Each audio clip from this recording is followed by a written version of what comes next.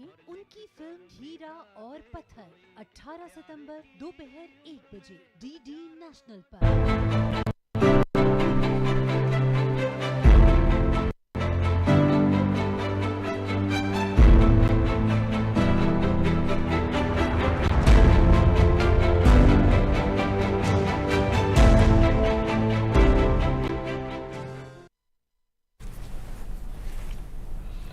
आदाब। अपना मुल्क अपना आइन में आपका इस्तकबाल है। किसी भी मुल्क की तरक्की का अंदाज़ा इस बात से लगाया जा सकता है कि वहाँ के लोग औरतों के साथ किस तरह का बर्ताव करते हैं। हर मुहज़्ज़ब समाज में ख़वातीन की इज़्ज़त की जाती है। किसी भी घर की तरक्की के लिए उसमें मौजूद ख़वातीन के तहफ़्फ़ुज़, उनकी सेहत, उनकी तंदुरुस्ती लाजमी है। हुकूमत भी हर सतह पर ख़वातीन के तहफ़्फ़ुज़ के लिए, उनकी तंदुरुस्ती के लिए इक़दाम कर रही है। हुकूमत का यकीन इस बात पर है कि स्वस्थ नारी सशक्त परिवार। आज 17 सितंबर है और आज से 8वीं राष्ट्रीय पोषण माह मुहिम का आगाज़ हो गया है, जो 2 अक्टूबर तक जारी रहेगी। ये मुल्क गिर मुहिम ख़वातीन की सेहत पर मरकूज़ आरोग्य मंदिरों और कम्युनिटी हेल्थ सेंटर पर जारी रहेगी और इसके अलावा अलग अलग जगहों पर कैंप भी लगाए जाएंगे। दूसरी जानिब ख़वातीन के तहफ़्फ़ुज़ के लिए मुल्क में कानूनी फ्रेमवर्क भी मौजूद है। Hindu succession act 1956, dowry prohibition act, posh act, maternity benefits act और बहुत सारे ऐसे क़वानीन हैं जो ख़वातीन को तहफ़्फ़ुज़ फराहम करते हैं। लेकिन इन सब के बावजूद तू आग में ए औरत जिंदा भी जली बरसो, सांचे में हर गम के चुपचाप ढली बरसो। अगर घर की 4 दीवारी में ख़वातीन पर जुल्म हो, तशद्दुद हो, तो वो क्या करें? और ऐसे में उनकी मदद करता है protection of women from domestic violence act 2005। क्या है ये कानून? अगर घर में मौजूद ख़वातीन के साथ कोई ज़्यादती करता है तो वो क्या करें, कहाँ जाएं, और ये कानून किस तरह से उनकी मदद कर सकता है? आज की इस पेशकश में इस पर गुफ्तगू की जाएगी। अगर आपके मन में कोई सवाल है तो आप भी वो सवाल पूछ सकते हैं। हमारे टोल फ्री नंबर हैं 1800113060। आप हमें ईमेल भी कर सकते हैं। हमारा ईमेल एड्रेस है hopdurdu@gmail.com। आज के इस अहम मौजू पर गुफ्तगू करने के लिए हमारे साथ मौजूद हैं 2 खास मेहमान। हमारे साथ हैं राजीव बंसल जी, आप मेंबर सेक्रेटरी हैं Delhi state legal services authority में। आपका बहुत बहुत इस्तकबाल है आज के इस प्रोग्राम में। और आपके अलावा हमारे दूसरी खास मेहमान हैं एडवोकेट मिशिका सिंह, आपका भी आज की इस पेशकश में बहुत बहुत इस्तकबाल है। सबसे पहले जब हम डोमेस्टिक वायलेंस की बात करते हैं, इस कानून की बात करते हैं, तो मैं मिशिका जी से जानना चाहूँगा कि अगर इसकी ज़रूरत को हम समझें कि हमारे मुल्क में, हमारे देश में इसकी ज़रूरत कब और क्यों महसूस की गई, तो हम उसके बैकग्राउंड को पूरा हम समझना चाहेंगे कि आप उस पर रोशनी डालें कि किस तरह से एक ज़रूरत थी ऐसे कानून को लाने की। देखिए नौमान जी, जब हम घरेलू हिंसा के कानून की बात करते हैं तो ये महज 20 साल पहले ही आया है, 2005 का कानून है। लेकिन इसका मतलब ये नहीं है कि उसके पहले कोई जरिया नहीं था महिलाओं के लिए आवाज़ उठाने के लिए या कोई केस करने के लिए। कानून का आना इसलिए ज़रूरी था क्योंकि देखा गया है कि घरेलू हिंसा के मामले हमेशा से रहे हैं और ये किसी भी आर्थिक स्थिति पे डिपेंडेंट नहीं होते हैं। गरीब से अमीर परिवारों में देखा गया कि हिंसा अलग अलग रूप लेती है। अब महिलाओं के पास अगर कोई बाहर वाला इंसान कोई हिंसा कर रहा है तो कानून है काफ़ी सारे, लेकिन घर में ही अगर उनके साथ हिंसा हो रही है तो उसके लिए इस विशेष कानून की ज़रूरत थी। और ये कानून वैसे ज़्यादातर शादीशुदा महिलाएं ही इस्तेमाल करती हैं, पर कानून हर उस महिला के लिए है जो एक गृहस्थ जीवन में है, जो एक डोमेस्टिक रिलेशनशिप में है कानून के हिसाब से। तो जैसे हम देखते हैं अपने शादी के रिश्ते में, उसमें महिलाएं ही अपना घर छोड़ के दूसरे घर में जाती हैं, महिलाओं के ऊपर कुछ बाधाएं होती हैं जो शादी की वजह से आती हैं। तो उन केसेस में देखा गया कि हाँ, हिंसा ज़्यादातर महिलाओं के साथ ही होती है और कुछ उनके पास जरिया होना चाहिए डायरेक्टली कोर्ट में जाने का। इससे पहले 498 का कानून जो रहा है उसमें महिलाएं पुलिस के पास जा सकती हैं, फिर FIR दर्ज होती है कंप्लेंट के बेसिस पे। पर बहुत बार अगर वहां से मदद नहीं मिलती थी तो महिलाएं हताश होकर आगे कोई कदम नहीं उठाती थी और हिंसा जो सहती थी उसी में कंटिन्यू करती रहती थी। लेकिन कानून के आने के बाद महिलाओं को एक अवसर मिला है कि वो डायरेक्टली मैजिस्ट्रेट के सामने अगर उनके साथ हिंसा हो रही है अपना केस डाल सकती हैं और उसमें सुनवाई करवा सकती हैं। अपना केस डाल सकती हैं, उसमें सुनवाई करवा सकती हैं। राजीव बंसल जी से भी समझना चाहूँगा कि इतने कवानीन होने के बावजूद और आज़ादी के इतने लंबे अरसे के बाद ये कानून आया, तो ख्वातीन के लिए, उनके तहफ़्फ़ुज़ के लिए कितना अहम है ये कानून, और दूसरे कवानीन के मुकाबले में ख़ासतौर से ये बिल्कुल एक स्पेसिफिक हो जाता है घर से मुताल्लिक़, तो ख्वातीन की महफूज रखने के लिए, उनकी ताकत के लिए कितना अहम आप कानून मानते हैं? ये बहुत अच्छा एक कानून पार्लियामेंट ने पास किया 2005 के अंदर। जैसा कि अभी मिशिका जी ने आपको बताया कि ऐसा नहीं है कि उससे पहले महिलाओं की सुरक्षा के लिए कोई कानून नहीं थे, लेकिन ये एक स्पेसिफिक कानून, महिलाएं जो चार दीवारी के अंदर रहती हैं किसी एक डोमेस्टिक रिलेशनशिप के अंदर, वो चाहे पत्नी हो सकती हैं, वो चाहे बहन हो सकती हैं, या महिलाओं के किसी भी रिश्ते को अगर हम समझे तो वो सब महिलाएं इस एक्ट से कवर्ड हैं, उन सबको इस एक्ट में प्रोटेक्शन दी जाती है। तो उन महिलाओं के साथ अगर कोई किसी तरह की कोई फिजिकल अब्यूज या इमोशनल अब्यूज या कोई इकोनॉमिक अब्यूज, कोई इस टाइप के कोई अगर उनके साथ अब्यूज की कोई अनफॉर्चुनेट इंसिडेंट होते हैं, तो वो महिलाओं को के लिए एक एवेन्यू प्रोवाइड किया गया है, एक स्पेसिफिक एवेन्यू, जिसके अंदर उनको अब किसी थर्ड पार्टी के ऊपर डिपेंड होने की जरूरत नहीं है। जैसा कि अभी मिशिका जी ने बताया कि 498A ऑफ आईपीसी जो पहले प्रोविजन था, वो उसमें आपको एफआईआर करानी पड़ती थी और एफआईआर करने के लिए आपको पुलिस के ऊपर डिपेंड होना पड़ता था। लेकिन इस प्रोविजन में इससे एक डिपार्चर किया गया है इस एक्ट के अंदर, और अब अंडर सेक्शन 12 महिलाएं डायरेक्टली मैजिस्ट्रेट कोर्ट में एक कंप्लेंट फाइल कर सकती हैं और उनको बहुत क्विक रिलीफ का प्रोविजन इसके अंदर है। इनफैक्ट जो रिलीफ वहां से कोर्ट से मिल सकता है वो इंटरिम रिलीफ की फॉर्म में एक्स पार्टी रिलीफ भी मिल सकता है।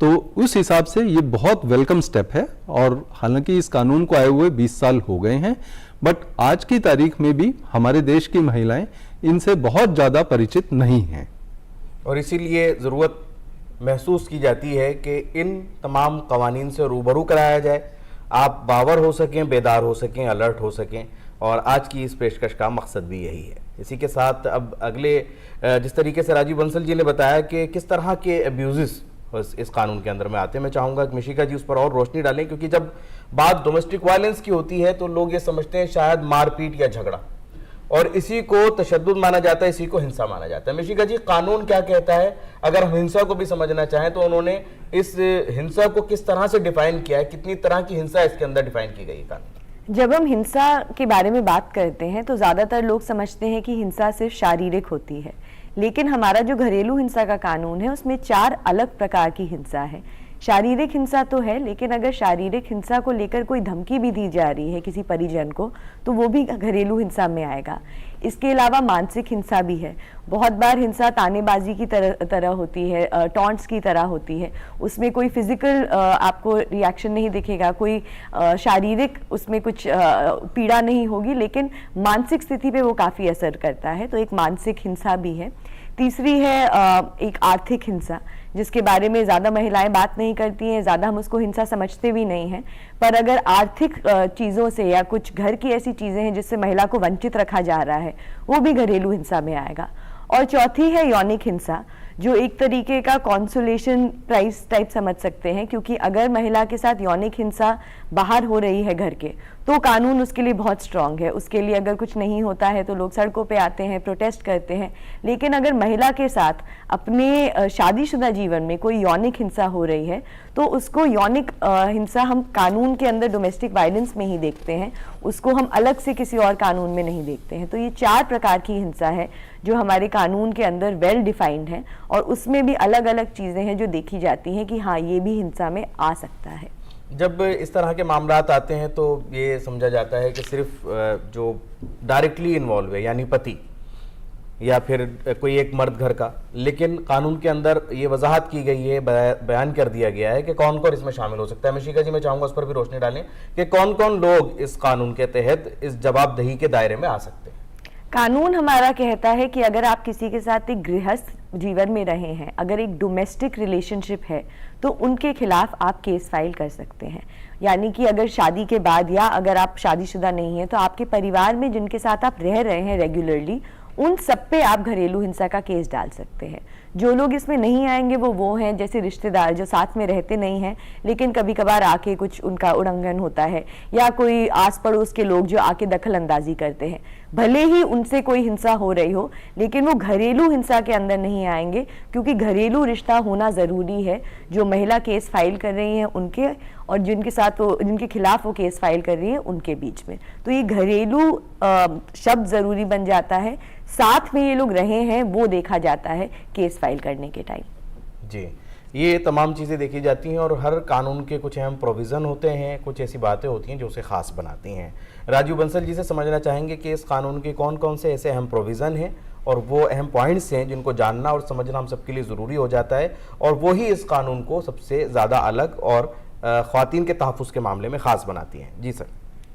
सबसे पहले हमें ये जानना होगा कि ये जो एक्ट बना है, ये एक्ट का नाम है protection of women from domestic violence act. तो यानी कि ये एक्ट सिर्फ वीमेन की प्रोटेक्शन के लिए है। तो इसका मतलब ये हुआ कि अगर कोई मेल फैमिली मेंबर घर के अंदर है तो क्या वो भी इस एक्ट के अंडर कोर्ट में जा सकता है किसी अपने राइट्स की प्रोटेक्शन के लिए? तो उसका जवाब होगा नहीं, वो नहीं जा सकता। तो ये एक्ट सिर्फ महिलाओं को प्रोटेक्शन देने के लिए है।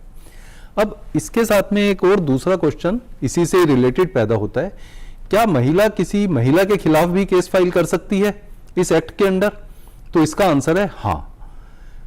मैं चाहूंगा कुछ एग्जांपल भी आप देके के बताएं। जैसे कोई महिला किसी घर के अंदर है और उनकी मदर इन लॉ, उनकी सास उनके साथ कोई किसी तरह का कोई अत्याचार, कोई फिजिकल अब्यूज या कोई इकोनॉमिक अब्यूज या इमोशनल अब्यूज अगर वो करती हैं तो वो एक इसके अंदर एक रिस्पोंडेंट बन जाएंगी। तो इररिस्पेक्टिव ऑफ द फैक्ट कि वो खुद एक महिला हैं और कानून एक तरीके से महिलाओं की प्रोटेक्शन के लिए है, तो वो इसके अंदर कैसे पार्टी बन सकती हैं। लेकिन क्योंकि वो डोमेस्टिक रिलेशनशिप के अंदर हैं कंप्लेनेंट के साथ, और क्योंकि वो एक परपिट्रेटर हैं एक ऑफेंसेस के जो कि इस एक्ट के अंदर ऑफेंस बताए गए हैं, जो अब्यूजेस हैं, तो इसलिए वो भी रिस्पॉन्सिबल हैं, जवाबदेह हैं इस कानून के अंदर, और कोर्ट उनको सम्मन करके उनके खिलाफ ऑर्डर पास कर सकता है। अब हम इसके अलावा बात करते हैं कि अब इसमें महिला को किस तरह के कोर्ट से प्रोटेक्शन मिल सकती है, किस तरह के ऑर्डर्स उनके फेवर में पास किए जा सकते हैं। जी। सबसे पहला महिला को एक इसके अंदर बेनिफिट है वो है कि उनको मेंटेनेंस का राइट इसके अंदर दिया गया है। अगर उनके कोई खर्चे की बात है, जो खर्चा उनको नहीं मिल पा रहा है या उनकी कोई इकोनॉमिक रिक्वायरमेंट्स को पूरा नहीं किया जा रहा है, तो उसके लिए वो कोर्ट से रिक्वेस्ट कर सकती हैं और कोर्ट उनको इन अप्रोप्रिएट सर्कमस्टांसेस ऑर्डर्स उनके फेवर में पास कर सकते हैं। तो वो खर्चा कौन देगा? घर का ही कोई व्यक्ति देगा? घर का ही व्यक्ति, या उनके हस्बैंड या फादर इन लॉ, जो भी जिनके, या बच्चे भी दे सकते हैं अगर बच्चे, बुजुर्ग महिला है? हाँ, बच्चे भी दे सकते हैं, बच्चे भी दे सकते हैं। हमारे को देखना है कि क्या डोमेस्टिक रिलेशनशिप है या नहीं है। तो डोमेस्टिक रिलेशनशिप में बच्चे भी कवर्ड हैं। और इनफैक्ट मैं आपको यह भी बताना चाहूंगा, ऑल्दो एक्ट के अंदर प्रोविजन है एडल्ट मेल, तो टर्म यूज किया गया है एडल्ट मेल, लेकिन अगर कोई नॉन एडल्ट मेल हैं, जैसे 16-17 साल का अगर कोई लड़का है और वो अगर किसी तरह से ऑफेंडर है, तो उसके अगेंस्ट भी इसमें ऑर्डर पास किया जा सकता है। एक्ट के अंदर प्रोविजंस हैं कि आपको हाउस होल्ड के अंदर राइट टू रेजिडेंस आपको प्रोवाइड किया जा सकता है। आपको अगर बच्चे से कस्टडी के राइट्स हैं, कस्टडी राइट्स आपको दिए जा सकते हैं। बच्चों की एजुकेशन के लिए राइट्स हैं, तो बच्चों की आप एजुकेशन के लिए उसको आप परस्यू कर सकते हैं। तो एक्ट के अंदर बहुत सारे प्रोविजंस हैं और इन सब प्रोविजंस का सहायता लेकर के महिलाएं अपने आप को सुरक्षित महसूस करा सकती हैं। जी, ये तो प्रोविजंस की बात हुई है इसमें, और जैसे आपने एक बताई परिस्थिति कि ये ज़रूरी नहीं है कि इसके अंदर एक महिला एक पुरुष पर ही केस कर सकती है, अगर उसको कोई प्रताड़ित महिला कर रही है तो वो भी कर सकती है। लेकिन आपने इसमें जैसे एक बात बताई कि अगर किसी बहू के ऊपर कोई सास जो है वो अगर अत्याचार कर रही है तो वो डोमेस्टिक वायलेंस का एक केस बन जाता है। लेकिन अगर किसी बूढ़ी महिला पर उसकी बहू अगर अत्याचार कर रही है तो क्या ये भी डोमेस्टिक वायलेंस में आता है? जी हाँ, वो भी डोमेस्टिक वायलेंस में आएगा, क्योंकि अब इस सिचुएशन में बूढ़ी महिला जो है वो एग्रीव्ड पर्सन है और जो बहू है वो परपिट्रेटर ऑफ ऑफेंस है, तो इसलिए वो रिस्पोंडेंट की कैटेगरी में इस वक्त आ जाएंगे और उनको फिर ये इस एक्ट के अंदर वो जवाबदेह हैं। इस एक्ट के अंदर उन्हें भी जवाबदेह बनाया जाएगा। तो यानी जिसके साथ जुल्म हो रहा है उसकी प्रायोरिटी देखी जाएगी कि वो कौन है, क्या वो बुजुर्ग महिला है या वो एक जवान महिला है या बहू है या सास है, लेकिन कानून जो है उसने सबको कवर किया है। और जहां इसके तहत जारी किए जाने वाले अहकामात पर हम बात कर रहे थे, राजीव सर ने अभी रोशनी डाली। मैं मिशिका जी से भी जानना चाहूंगा कि उसी घर के अंदर अत्याचार हो रहा है महिला के साथ, और वो इस कानून का अगर सहारा लेती है तो उस घर में उसके लिए रहना किस तरह से उसको प्रोटेक्ट प्रोवाइड की जाएगी, कैसे वो रह सकती है, और बगैर डरे कानून किस तरह से इस बात को सुनिश्चित करता है, यकीनी बनाता है। तो जब हम घरेलू हिंसा की बात करते हैं नौमान जी, एक बड़ा डर जो रहता है महिलाओं के अंदर वो ये है कि अगर मैं केस डालती हूँ तो मैं रहूंगी कहाँ। हम जो प्रथा देखते हैं अपने देश में वो है कि शादी के बाद महिला अपने ससुराल जाके रहती है। बहुत बार ये ससुराल दूसरे देश में भी हो सकता है, दूसरे शहर में हो सकता है, दूसरे जिले में हो सकता है। तो उसको कंसिडर करते हुए रेसिडेंस ऑर्डर का हक देता है हमारा ये कानून। रेसिडेंस ऑर्डर का ये मतलब है कि अगर महिला उस घर में रह रही है जहां उनके साथ हिंसा हो रही है, और अगर शारीरिक हिंसा उस लेवल की नहीं है जहां महिला का रहना वहां पे खतरनाक हो सकता है, तो वो एक रेसिडेंस ऑर्डर की मांग कर सकती है कि मैंने ये केस फाइल किया है, मेरे साथ इस प्रकार की हिंसा हो रही है, लेकिन मेरे पास कहीं रहने की जगह नहीं है, तो जब तक ये केस चल रहा है मुझे इस घर से ना निकाला जाए, मेरा यहाँ पे रहना सुनिश्चित किया जाए। अब जिन केसेस में हिंसा हो रही है उसमें कोर्ट कभी नहीं चाहेगा कि महिला उसी घर में जाके रहे जहां उनके साथ शारीरिक हिंसा हुई है या जहां उनकी जान को खतरा है। तो उस केस में कोर्ट ऑर्डर पास कर सकती है रिस्पोंडेंट या जो विपक्षी पार्टी है जिनके खिलाफ केस हुआ है, और उन्हें पैसे देने पड़ेंगे उस अकोमोडेशन के, उस लेवल के और स्टेटस के अकोमोडेशन के जिसमें महिला उसी स्टैंडर्ड से अपना रहना कर सके। तो रेसिडेंस में हम उस घर में भी रहने की मांग कर सकते हैं, और अगर हम अलग रहना चाहते हैं, अलग अलग रहने की परिस्थिति है हमारी, तो उस घर का खर्चे की भी हम मांग कर सकते हैं घरेलू हिंसा के कानून के अंदर। ये वो डिमांड्स हैं जो की जा सकती हैं। हमने ऑर्डर्स पर मैं बात की, इसमें एक चीज मैं ऐड करना चाहूंगा। मिशिका जी ने बताया, एक सिचुएशन ये ली गई है कि जिसके अंदर लेडी के पास रहने के लिए कोई घर नहीं है, और उसमें डायरेक्शन ये दी जाती है रिस्पोंडेंट को, हस्बैंड को, कि आप इनके लिए रेंटेड एकोमोडेशन का बंदोबस्त करें और उसका रेंट आप पे करें। ऐसी भी सिचुएशन हो सकती है कि हस्बैंड के पास भी पैसे नहीं है कि वो उसके लिए कोई वीमेन के लिए एक सेपरेट रेजिडेंस का वो इंतजाम कर सके। तो अब इस सिचुएशन में उसकी कमाई बहुत कम है, रिक्शा चलाने वाला है, तो अब इस ऐसी सिचुएशन में क्या किया जाए? उसके लिए कानून के अंदर प्रोविजन है कि शेल्टर होम्स का प्रोविजन है कि शेल्टर होम्स सरकार बनाए जहां पर कि इस टाइप की महिलाओं को रखने की व्यवस्था की जा सके।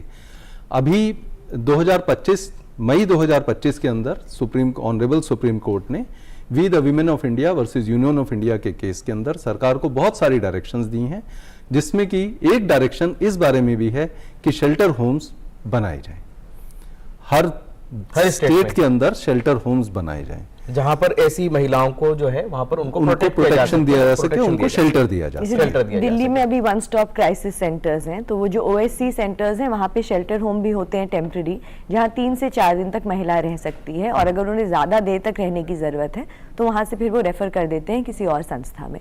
तो अभी दिल्ली में वन स्टॉप क्राइसिस सेंटर्स हैं सारे डिस्ट्रिक्ट्स में, जिनके साथ कुछ शेल्टर होम्स जुड़े हुए हैं। लेकिन अभी बाकायदा तौर पर अगर हम इंफ्रास्ट्रक्चर की बात करें तो और बनने की पूरे देश में उनकी जरूरत है, और कानून में इसका प्रोविजन दिया गया, एक्ट में प्रोविजन है, एक्ट में प्रोविजन है। हाँ। और इसके मुताबिक जो है वो आगे जो भी इस तरह से शेल्टर्स बनेंगे वहां पर उनको प्रोटेक्शन दिया जाएगा। लेकिन एक सवाल अहम हो जाता है कि हमने ऑर्डर्स की बात कर रहे हैं, हम कानून के जो प्रोविजन है उन पर भी बातचीत कर रहे हैं कि किस तरह से उनको पैसा भी दिया जा सकता है, उनके रहने की जगह के लिए किराया भी दिया जा सकता है, उनको घर पर रखने का ऑर्डर भी जारी किया जा सकता है। लेकिन एक जज के तौर पर राजीव बंसल जी से पूछना चाहूंगा कि अगरचे लोग इस तरह के फैसले को ना माने तो उन हालात में कानून क्या कहता है, किस तरह से उन पर कार्रवाई हो सकती है, चाहे वो उस महिला को अपने घर में रहने को मना कर दें कि नहीं, अगर इसने हमारी कंप्लेंट करी है हमारी घरेलू हिंसा के मामले में तो अब ये घर में नहीं रहेगी, चाहे हमें कुछ भी ऑर्डर दिए जाए। तो इस तरह के मामलात में अगर कोई नाफरमानी करता है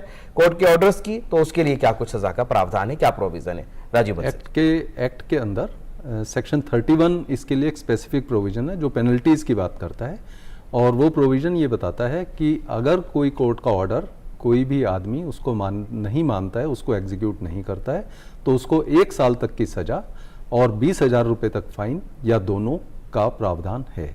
तो ये पनिशमेंट उसको कोर्ट उसको अवार्ड कर सकती है अगर कोई भी कोर्ट का ऑर्डर नहीं माना जाता। तो इसलिए स्ट्रिंजेंट प्रोविजंस हैं, इसलिए इन प्रोविजंस को कोई भी नेग्लेक्ट नहीं कर सकता, इनको नज़रअंदाज नहीं कर सकता। इनको नजरअंदाज नहीं किया जा सकता। इस मामले में हमारी अदालतों का रुख अब तक कैसा रहा है, मैं दोनों ही पैनलिस्ट से जानना चाहूंगा। अदालतों ने इस तरह के मामलात में किस तरह के फैसले दिए हैं उस पर भी रोशनी डाली, ताकि हम जान सकें कि अदालतें किस तरह का रुख अपना रही हैं। सबसे पहले मिशिका जी से जानना चाहूंगा, हमारी अदालतें क्या कुछ फैसले दे रही हैं ऐसे मामलात में? फैसले आने में थोड़ा टाइम लग जाता है नौमान जी, और आई थिंक मेरे हिसाब से घरेलू हिंसा के मामलों में सबसे बड़ी समस्या वो रहती है कि अगर हम केस फाइल करते हैं तो वो केस एक तो लंबे समय तक चलता है। वैसे कानून कहता है कि घरेलू हिंसा की प्रक्रिया 60 दिन में ख़त्म हो जानी चाहिए, लेकिन पहली तारीख भी नहीं लगती है 60 दिन में।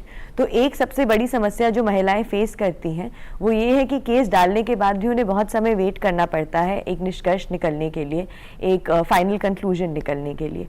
और जब वो जजमेंट आती भी है तो उसमें जैसे सर ने बताया एक पनिशमेंट है, एक आपका एक फाइन का कंपोनेंट होता है, आपका इम्प्रिजनमेंट का होता है। तो मोस्टली फिर वो आगे जाके अगले स्टेज पे चैलेंज भी हो जाती है सेशंस कोर्ट में, फिर आगे हाई कोर्ट में। तो प्रक्रिया अगर हम उस तरीके से देखें तो इंस्टेंट रिलीफ नहीं है, और जो बाद में डिसीजन आता भी है वो भी ओपन टू चैलेंज हो जाता है। तो इसमें डिसीजन के लिए हमें देखना ज़रूरी हो जाता है कि जो भी हमने केस फाइल किया है उसमें डिटेल्स प्रॉपर हैं, कोई वेग एलिगेशंस नहीं है कि बस हमने बातें बनाई हैं लेकिन उसमें एक्चुअली हुआ क्या है वो चीज़ें नहीं है। अगर आपके केस में आपने सुनिश्चित किया है कि 5 अगर परिवार वाले हैं और हर एक के खिलाफ आपने हिंसा का केस बनाया और बताया है किस प्रकार की हिंसा हुई है, तो उस केस में केस आपके फेवर में ही जाएगा। लेकिन बहुत बार हम चूक जाते हैं, जब हम जाते हैं कोर्ट तो हम उसमें देखते हैं कि हमारे साथ बहुत हिंसा हुई है, पर हम ये नहीं बताते हैं कि हुआ क्या है। क्या हमें पैसे नहीं दिए गए, क्या हमारे साथ बदतमीजी की गई, क्या हमें धक्का मारा गया, क्या हमें खाने के लिए पैसे नहीं दिए गए, क्या वो ऐसी चीज हुई है जिसे हम हिंसा कह रहे हैं, क्योंकि निर्णय हमेशा कोर्ट से आता है कि हाँ ये हिंसा है या नहीं है। तो जहाँ पे केसेस ऐसे फाइल हो रहे हैं जहाँ जानकारी पूरी डिटेल में दी गई है, जहाँ प्रूफ है, जहाँ टेस्टिमनीज हैं, उन केसेस में निर्णय ज्यादातर महिलाओं के फेवर में ही आता है। ज्यादातर महिलाओं के फेवर में आता है इस तरह के जो फैसले हैं। लेकिन जो आपने एक बात कही कि 60 दिन के अंदर तो फाइल भी नहीं हो पाता है, तो राजीव जी हम इस तरह की टाइमलाइन को अभी तक क्यों बीट नहीं कर पा रहे हैं? क्या मसला कहां पर आ रहा है कि जहां हमने कहा कि जल्द से जल्द हमने एक इमीडिएट या फास्ट ट्रैक रेमेडी की हम बात करते हैं, लेकिन उसके अंदर अगर वो रेमेडी नहीं मिल पा रही है फास्ट ट्रैक तरीके से, तो उसके क्या रीजंस सामने आ सकते हैं? नौमन जी, ये इसको हम बहुत कम शब्दों में नहीं बता सकते कि इसके पीछे कारण क्या हैं। मोटे तौर पर अगर हम देखें तो इसके कारण यही हैं कि कोर्ट्स के पास लिटिगेशन वर्क बहुत है और पेंडेंसी बहुत ज़्यादा है, फाइलिंग बहुत ज़्यादा है। उस हिसाब से इन टाइमलाइंस को मीट करना जो कि एक्ट के अंदर प्रोविज़न है उनको थोड़ा मुश्किल हो जाता है। लेकिन मैं इसी ब्रेथ में ये भी कहना चाहूँगा कि हर कोर्ट ये कोशिश करती है कि अर्जेंट और इंटरिम रिलीफ्स जरूर दे दिए जाएं, क्योंकि इंटरिम रिलीफ का प्रोविज़न को इस एक्ट के अंदर भी है।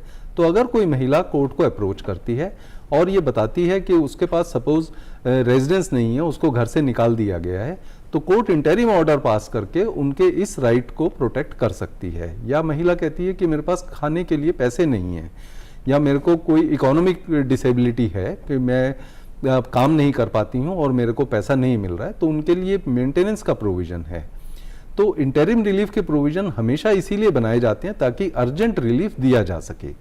जहाँ तक बात है कि मैटर्स का फाइनल डिस्पोजल क्या होता है, देखिए कोर्ट का एक प्रोसीजर है, कोर्ट्स कहानियों पर नहीं चलता, कोर्ट को एविडेंस चाहिए। अगर कोर्ट के अंदर एविडेंस प्रोड्यूस की जाएगी जो कि माननीय हो, जो कि रेलेवेंट हो और वैलिड हो, तो कोर्ट उसके ऊपर एक्ट करते हुए अपना एक ऑर्डर पास करती है। ऑफ कोर्स हम एडवर्सेरियल सिस्टम में इंडिया के अंदर हम काम करते हैं। एडवर्सेरियल सिस्टम में जब भी कभी कोई ऑर्डर पास होता है तो वो हमेशा अपीलेबल होता है। ये भी कोई कानून कोई एक्सेप्शन नहीं है।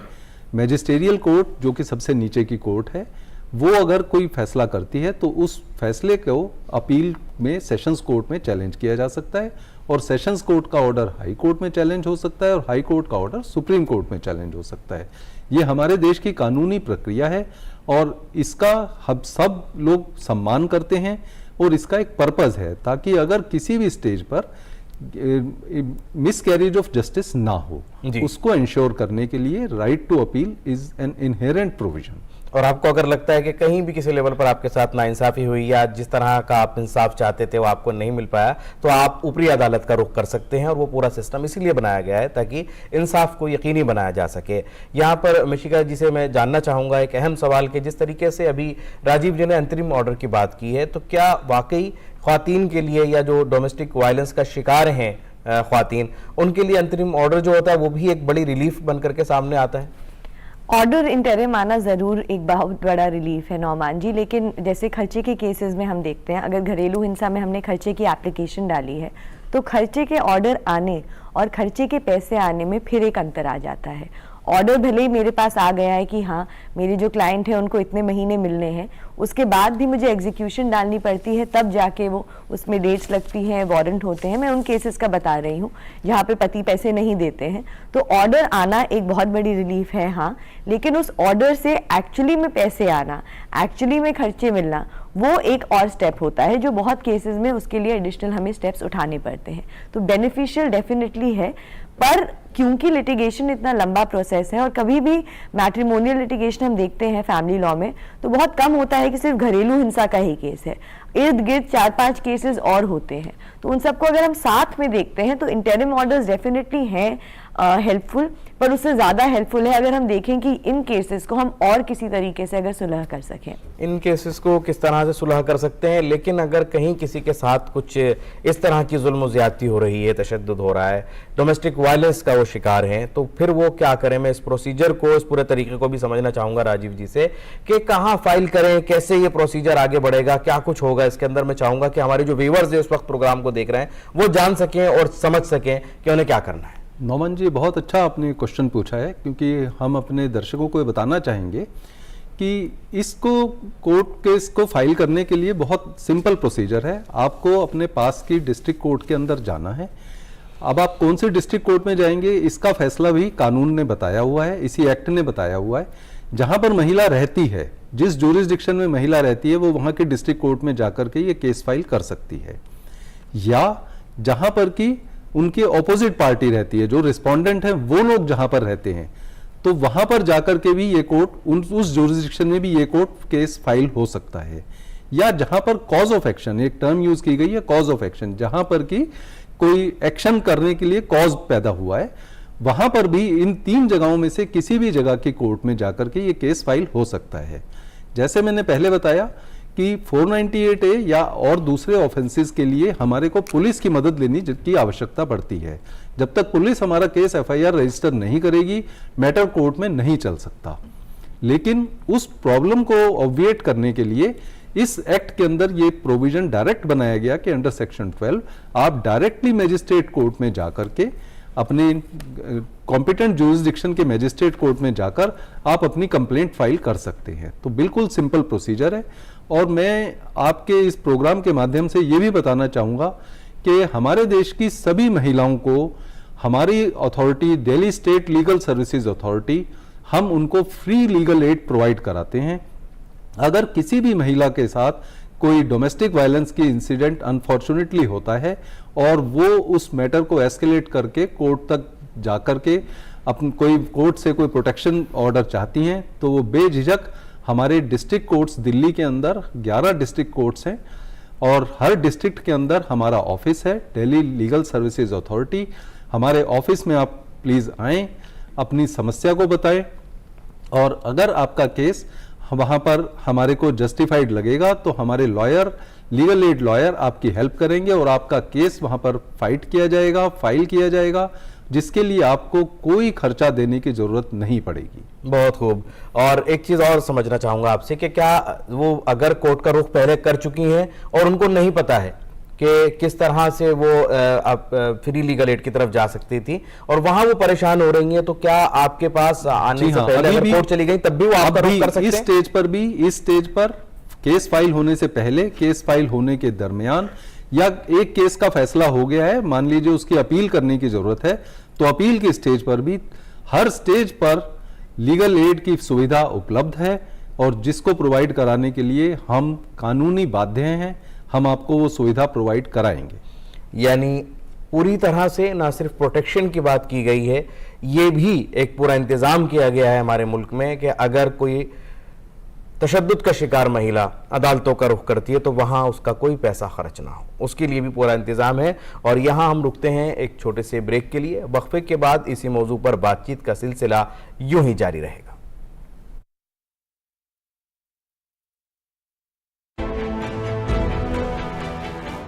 दिल्ली राज्य विधिक सेवाएं प्राधिकरण कानूनी पहलुओं पर सलाह देकर और पात्र व्यक्ति को वकील नियुक्त करके मुफ्त और सक्षम कानूनी सेवाएं प्रदान करता है।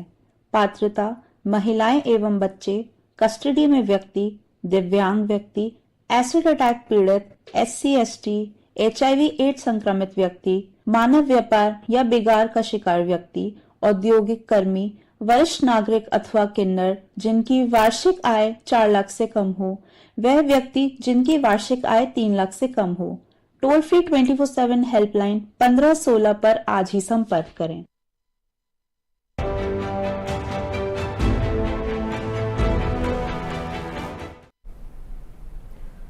ब्रेक के बाद एक बार फिर इस्तकबाल है आपका इस प्रोग्राम में जिसका नाम है अपना मुल्क अपना आइन, और जहां बात होती है आपके हक की, आपके हुकूक की। आज इस प्रोग्राम में हम बात कर रहे हैं उन ख्वातीन की जो घर में तशद्दुद का शिकार हो जाती हैं और उनके लिए कवच बनता है डोमेस्टिक वायलेंस एक्ट 2005। इस कानून पर आज गुफ्तगू कर रहे हैं हमारे साथ member secretary Delhi state legal services authority जनाब राजीव बंसल जी, और हमारी दूसरी मेहमान हमारे साथ मिशिका सिंह हैं, एडवोकेट। दोनों से बातचीत का सिलसिला चल रहा है और अब ये भी समझने की कोशिश करेंगे कि जहां ये ख्वातीन जो तशद्दुद का शिकार होती हैं जब मुकदमे की तरफ जाती हैं, आगे बढ़ती हैं, तो कहाँ मुकदमे के दौरान मिशिका जी उनसे गलतियां हो जाती हैं केस फाइल करने में और फिर उसका खमियाजा उनको मुकदमे के अंदर भुगतना पड़ता है। एक बड़ी चीज जो हम देखते हैं घरेलू हिंसा के केसेस में है कि जब केस फाइल हो रहा है तो बहुत सारी चीज़ें उसमें हम वेग तरीके से डाल देते हैं या बहुत हड़बड़ी में डाल देते हैं। उसका नुकसान ये होता है कि जब केस एक्चुअली फाइनल किसी हियरिंग पे आता है या एविडेंस के टाइम पे आता है तो कुछ पुख्ता सबूत नहीं होते हैं हमारे पास जो हमारी एलिगेशंस है उसको सपोर्ट करने के लिए। तो एक बड़ी चीज़ जो महिलाओं को ध्यान रखनी चाहिए जब उनका केस फाइल हो रहा होता है कि जो स्पेसिफिक उनके साथ चीज़ें हुई हैं, जो उनके साथ उनकी आप बीती हुई है, वो प्रॉपर डिटेल्स में दिया जाए। इसके अलावा ध्यान वो ये भी दें कि अगर और लोग हैं और परिजन हैं जो टेस्टिमनी दे सकते हैं, एविडेंस दे सकते हैं कि हाँ ऐसा हुआ है, जिन्होंने देखा हो, चाहे वो दोस्त हों चाहे वो परिवार वाले हों जिनके सामने ये हिंसा हुई हो, तो उनको भी ज़रूर केस में बुलाना चाहिए ताकि वो अपना स्टेटमेंट भी दे सकें। ये दो चीज़ें अगर महिलाएं करती हैं तो थोड़ा सुनिश्चित हो जाता है कि केस का जो रुख है वो उनके फेवर में जाएगा। लेकिन अगर हम वेग चीज़ें डालते हैं अपने पिटिशन में कि मेरे साथ बहुत हिंसा हुई, मेरे साथ बहुत क्रूर व्यवहार हुआ, लेकिन हम लिखते नहीं है कि हुआ क्या एक्चुअली, तो उस चीज़ में अगर हम मात खा जाते हैं तो आगे के केस में ये खामियां ज़रूर हमें दिक्कत करती हैं। तो इन बातों का ख्याल रखें जब भी किस तरह के केसेस को आप आगे लेकर के जाते हैं। और ब्रेक में जाने से पहले हमने फ्री लीगल एड पर भी बातचीत की थी कि किस तरह से ख्वातीन के लिए फ्री लीगल एड का इंतजाम है, लेकिन एक सवाल यहाँ पैदा होता है कि अक्सर ख्वातीन के जहन में ये सवाल आ जाता है कि हो सकता है कि ये फ्री लीगल एड उन्हीं महिलाओं के लिए हो जो कमाती नहीं हैं या जिनकी इनकम बहुत कम है। तो उस पर भी मैं चाहूँगा राजीव बंसल जी रोशनी डालें, क्या कोई इनकम का क्राइटेरिया है या कुछ मामलात में कभी लोग ये सोचते हों कि कुछ पर्टिकुलर रिलीजन्स के लिए या मजहब के लिए या जो हमारे मार्जिनलाइज ग्रुप्स हैं सिर्फ उनके लिए इस तरह की फ्री लीगल एड है। मैं चाहूँगा उस पर भी ज़रूर रोशनी डालें। जहाँ तक फ्री लीगल एड की बात है, महिलाएं अपने आप में एक एलिजिबल कैटेगरी हैं। तो महिला अगर उसकी फाइनेंशियल कैपेसिटी या उसकी इकोनॉमिक कंडीशन कैसी भी है, चाहे वो बहुत रिच हैं या चाहे वो पुअर हैं, दोनों की महिलाएं, दोनों तरीके की महिलाएं हमारे इस एक्ट के अंदर Delhi legal services authorities act के अंदर एलिजिबल कैटेगरी है और वो फ्री लीगल एड पाने की हकदार हैं। उनको फ्री लीगल एड दी जाएगी। जहां तक बात है रिलीजन की, तो हर रिलीजन की और महिलाएं इस बेनिफिशियल प्रोविजन के लिए वो एलिजिबल हैं, वो सक्षम हैं, उनको फ्री लीगल एड प्रोवाइड की जाएगी। नहीं, उनका डबल फायदा है इसमें, राइट टू इक्वालिटी भी उनको मिल रहा है और राइट टू इक्वालिटी मिल रहा है और इक्वालिटी के तहत मिल रहा है। यहाँ पर ये भी बताना चाहूंगा नौमान जी कि ये जो एक्ट है हमारा protection of women for domestic violence act, ये भी रिलीजन न्यूट्रल है। जी। ये हर रिलीजन की महिलाओं के लिए है, उनको प्रोटेक्शन देता है। ये ऐसा नहीं है कि ये सिर्फ हिंदू हिंदू महिलाओं को प्रोटेक्शन देता है या मुस्लिम महिलाओं को प्रोटेक्शन देता है। किसी भी रिलीजन की महिला अगर हिंदुस्तान के अंदर रहती है, इंडियन है, तो वो इस एक्ट से कवर्ड है, उसको इस एक्ट में प्रोटेक्शन मिलेगी। किस किस तरह की, अभी हमने ऑर्डर्स की बात की कि जिस तरह से एंट्री ऑर्डर की हमने बात की वो मिल जाते हैं, लेकिन अगर हम थोड़ा उसमें और आगे बढ़े और फैसले तक जाने के और समझने की कोशिश करें तो मिशिका जी किस तरह के फैसले ऐसे मामलात में आए हैं जो एक नज़ीर बने हैं, एक मिसाल बने हैं कि अब घरों के अंदर ख्वातीन को हिंसा का निशाना यानी तशद्दुद का निशाना नहीं बनाया जाएगा? फैसले जब हम देखते हैं नौमान जी, तो जैसे हमने मानसिक रखरखाव की बात की, वो एक खर्चा एक बहुत बड़ी चीज़ हो जाती है जिसकी वजह से महिलाएं केस नहीं फाइल कर पाती हैं, तो एक उस टाइप के ऑर्डर हैं। एक जो हम शुरू में ही देखते हैं वो है प्रोटेक्शन ऑर्डर। केस शुरू होने से पहले ही अगर पहली डेट पे हम ये दिखा देते हैं कोर्ट को कि हाँ हमारे साथ इस प्रकार की हिंसा हुई है, तो वो प्रोटेक्शन ऑर्डर हमें इमीडिएटली ही मिल सकता है। और उसका उल्लंघन अगर करती है विपक्षी पार्टी तो उसके लिए सर ने बताया उसके लिए अलग से प्रोविजन है। इसके अलावा एक प्रोटेक्शन ऑफिसर होते हैं जो थ्रू आउट द केस आपका साथ देते हैं। रेसिडेंस का हमने ऑलरेडी डिस्कस किया। बच्चों की कस्टडी, टेम्पररी कस्टडी इस कानून के तहत महिलाओं को मिल सकती है। तो ये 5-6 चीजें जो ज्यादातर महिलाओं का कारण होती हैं, जिस कारण से वो कोर्ट नहीं जा पाती हैं, ये सारी सुविधाएं हमें कोर्ट में मिलती हैं। एक और चीज जो महिलाओं को ध्यान रखनी चाहिए जब वो केस फाइल करती हैं कि उन्हें कोर्ट से वही मिलेगा जिस चीज की उन्होंने अर्जी लगाई है। अगर उन्होंने सेपरेट एप्लीकेशन नहीं लगाई है रेसिडेंस की तो शायद उन्हें रेसिडेंस ना मिले। अगर उन्होंने एप्लीकेशन नहीं लगाई है खर्चे की तो शायद वो उन्हें ना मिले। तो जैसे ही आपका केस फाइनलिटी पे पहुंचता है, ये सारी चीजें देखी जाती हैं कि क्या क्या उसमें चीजें आपने मांगी थी और क्या क्या चीजें प्रूव हुई हैं। उस हिसाब से फिर फाइनल जजमेंट आती है जिसमें सारी जो आपकी परिस्थितियां हैं उन्हें कंसिडर करके कोर्ट निर्णय लेती है कि हाँ घरेलू हिंसा हुई है कि नहीं। और उस बेसिस पे अगर आपका मुआवजा बनता है, अगर मान लीजिए मेडिकली दिक्कत हुई है महिलाओं को उन हिंसा की वजह से या मानसिक स्थिति पे असर पड़ा है, तो वो सारा मुआवजा भी विपक्षी पार्टी को देना पड़ेगा महिला को। वो सारा मुआवजा भी देना पड़ेगा और जिस तरह से कोई अहम फैसला आएगा तो उसके ऊपर अमल भी जरूरी है, नहीं तो फिर सजा के लिए तैयार रही है। लेकिन यहाँ जो एक बात सामने आई आपकी इस बातचीत में कि जहाँ बच्चे होते हैं और बच्चों के होने के बावजूद हस्बैंड वाइफ में कोई झगड़ा होता है तो अब उन बच्चों की कस्टडी का एक अहम मसला आ जाता है। राजीव जी से समझना चाहूंगा कि ऐसे मामलात में कि जहां दोनों को अलहदा करना भी बहुत जरूरी है क्योंकि दोनों के अंदर वायलेंस है, दोनों के अंदर जो है वो झगड़ा चल रहा है और ऐसे में बच्चों से भी दोनों ही पेरेंट्स मिलना चाहते हैं, अपने पास रखना चाहते हैं, तो किस तरह से ये कानून रहनुमाई करता है? देखिए, बच्चों की वेलफेयर के लिए हमेशा से हमारे देश के अंदर एक प्रिंसिपल रहा है कि जब भी कभी हस्बैंड वाइफ के अंदर अनफॉर्चुनेटली कोई मनमुटाव हो जाता है या किसी कारणवश वो अलग अलग रहने लग जाते हैं और दोनों ही पेरेंट्स, हस्बैंड और वाइफ दोनों ही बच्चे के ऊपर अपनी अपनी कस्टडी के राइट्स टेक करते हैं, तो हमारे देश के अंदर ये एक प्रिंसिपल है कि best interest of the child ये हमेशा देखा जाता है। कोर्ट इसके लिए अपने हमारे पास जुडिशियल प्रेसिडेंट्स हैं जिसके अंदर की बच्चे से बात करके और बच्चे की रिक्वायरमेंट्स को समझते हुए, बच्चे की एज को समझते हुए, बच्चे के एनवायरनमेंट को समझते हुए, पेरेंट्स के इकोनॉमिक कंडीशंस को समझते हुए, पेरेंट्स के एनवायरनमेंट जहां पर वो रहते हैं, उनके एजुकेशन लेवल, इन सब को देख करके कोर्ट एक नतीजे पर पहुंचती है कि इस बच्चे की कस्टडी किसको दी जाए जी। और उसके बाद में एक ऑर्डर पास किया जाता है कि इस बच्चे की कस्टडी फादर के पास रहेगी या मदर के पास रहेगी। कस्टडी किसी भी एक पेरेंट को दी जा सकती है लेकिन दूसरे स्पाउस को विजिटेशन राइट्स दिए जाते हैं कि ऐसा नहीं है कि दूसरे पेरेंट के राइट्स सब खत्म हो जाते हैं। ऐसे में उनको विजिटेशन राइट्स मिलते हैं जो कि उनको वीकली बेसिस पर या फोर्टनाइटली या मंथली बेसिस पर उनको एग्जीक्यूट किया जाता है। तो बच्चों की कस्टडी के लिए इस टाइप के प्रोविजंस इस एक्ट के अंदर हैं। इस एक्ट के अंदर इस तरह के प्रोविजन भी दिए गए हैं ताकि अगर इस तरह का कोई मसला आता है तो उसका भी हल किया जा सके। लेकिन अब इसके एक समाजी पहलू पर भी नजर डाल लेते हैं क्योंकि किसी कानून का मकसद ये नहीं होता कि घर टूटे, ना हमारी अदालतें चाहती हैं, ना हुकूमत और ना समाज। अब ऐसे हालात में ख्वातीन के लिए क्या जरूरी है, मैं चाहूंगा मिशिका जी उस पर रोशनी डालें क्योंकि हर घर के अंदर छुटपुट मामलात इस तरह के होते हैं कानून अपनी जगह प्रोटेक्शन के लिए, कि अगर किसी चीज का कोई मामला बढ़ रहा है या आप उसका शिकार हो रहे हैं तो कानून आपके तहफ़्फ़ुज़ के लिए मौजूद है। लेकिन अगर हम समाज के ताने बाने की बात करें तो किन चीजों का ख्याल रखना एक घर की महिला के लिए भी और पुरुष के लिए भी, उस पूरे परिवार के लिए कितना जरूरी हो जाता है?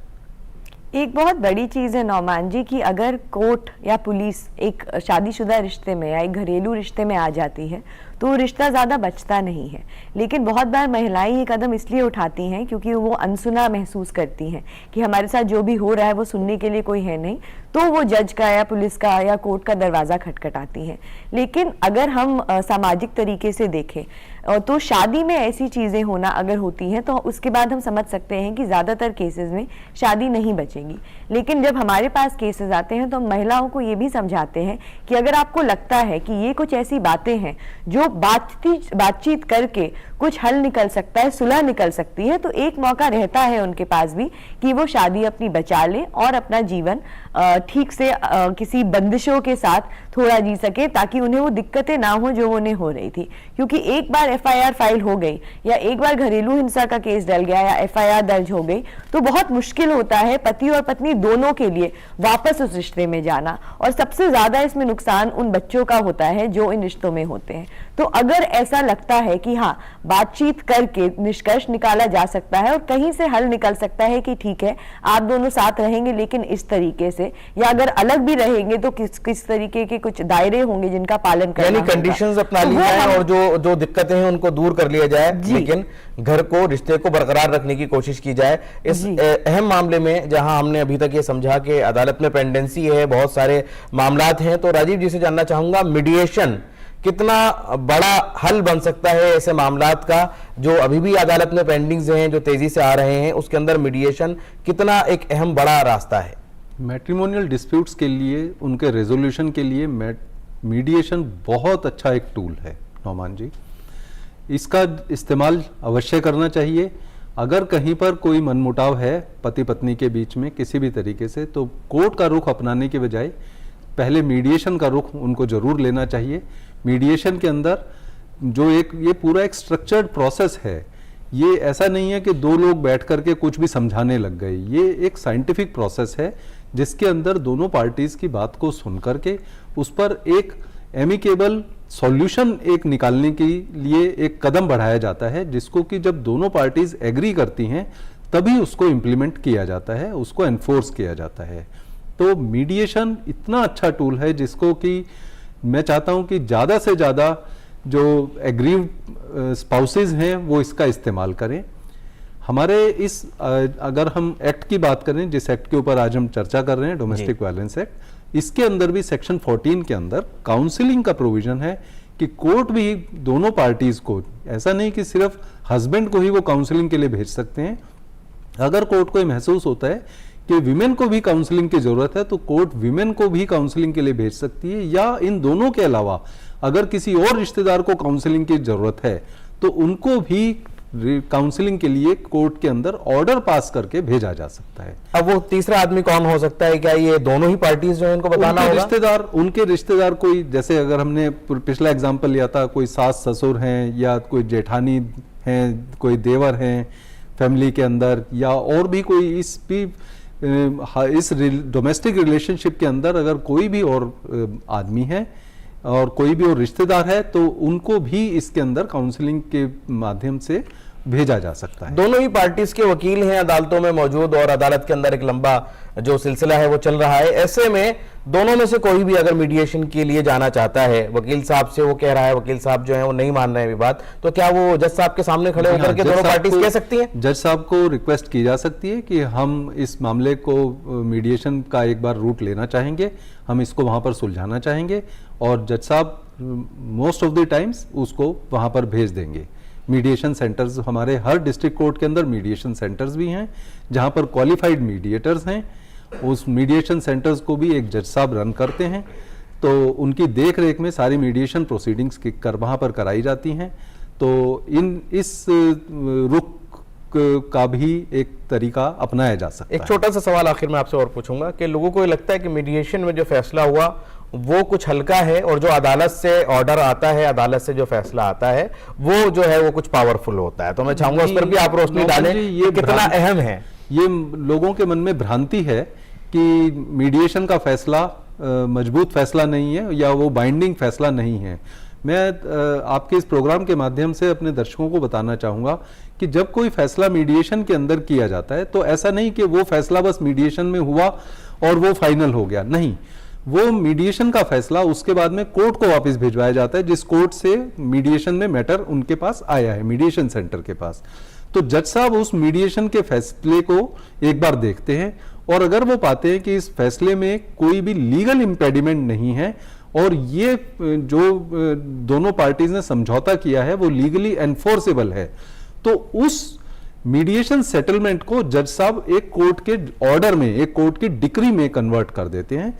और जिस तरह से कोर्ट का कोई भी ऑर्डर एग्जीक्यूट होता है उसी तरह से मीडिएशन का ये ऑर्डर भी डिक्री बनने के बाद एग्जीक्यूटेबल होता है। जी, तो इसको समझना और जानना बहुत जरूरी था। मैं अपने दोनों मेहमानों का बहुत शुक्रगुजार हूं कि आपने आज के इस मौजू पर अपने तजुर्बे से रोशनी डाली और हमारे व्यूअर्स ने जाना डोमेस्टिक वायलेंस एक्ट के बारे में, इसे किस तरह से इस्तेमाल किया जा सकता है, इसके अंदर आप किन बातों का ख्याल रखें और किस तरह के फैसले इसके तहत दिए जा सकते हैं। आज के इस प्रोग्राम से मुताल्लिक अगर आपके मन में कोई सवाल है या कुछ पूछना चाहते हैं या अपने राय मशवरे हमें भेजना चाहते हैं तो हमारा ईमेल एड्रेस है hopdurdu@gmail.com। आप इस प्रोग्राम को YouTube लिंक्स पर भी देख सकते हैं और अगले हफ्ते फिर किसी और मौजू के साथ हम फिर आपके सामने होंगे गुफ्तगू के साथ। लेकिन जाने से पहले आपको छोड़े जाते हैं कानून से मुताल्लिक कुछ अहम मालूमात यानी कानून की बात के साथ। इजाजत दीजिए, आदाब।